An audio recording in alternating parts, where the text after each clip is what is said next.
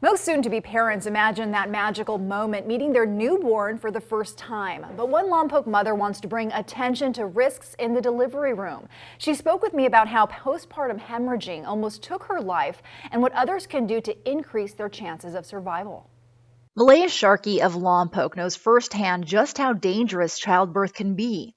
My family has pictures of the first time that I held him, but I do not remember that because I was so heavily sedated.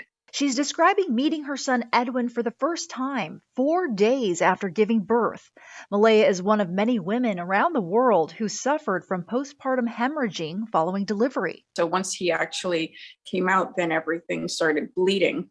From there, the situation quickly got worse. The doctor came out and talked to my husband. I had gone into what's called DIC, disseminated intravascular coagulation, which is that condition where your blood doesn't clot. And my husband, being a paramedic, knew exactly what all of that meant.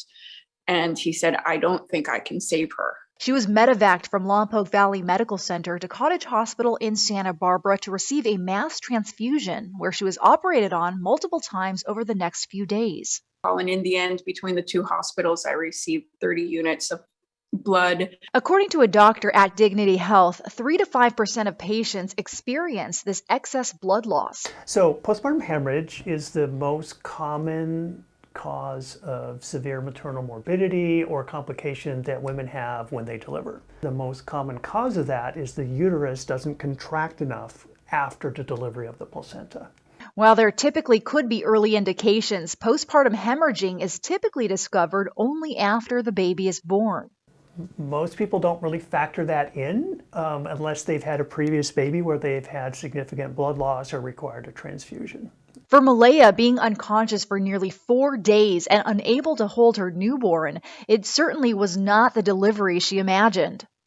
For a while, I felt mad because I felt like I had an unfair experience. But once I was able to get past that, I am more disappointed that the word is not out there more, that this is an actual concern. Malaya is now pushing for more awareness. You can have that midwife, you can have a doula, you can do water births if that's what you want. But says to keep in mind, deliveries don't always go as planned. I want people to be close to those operating rooms that can actually save their lives, which is what saved my life.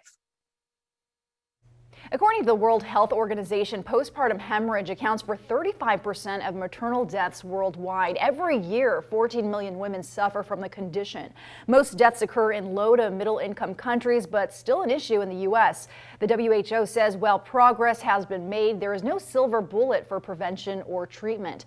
However, a device out of Cal Poly is actually being used in hospitals now to help with postpartum hemorrhaging.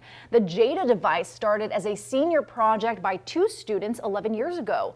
The company Aledia Health developed it and sold it this past July for $240 million. That's the largest amount ever paid for a business that emerged from Cal Poly's Hot House program for entrepreneurs.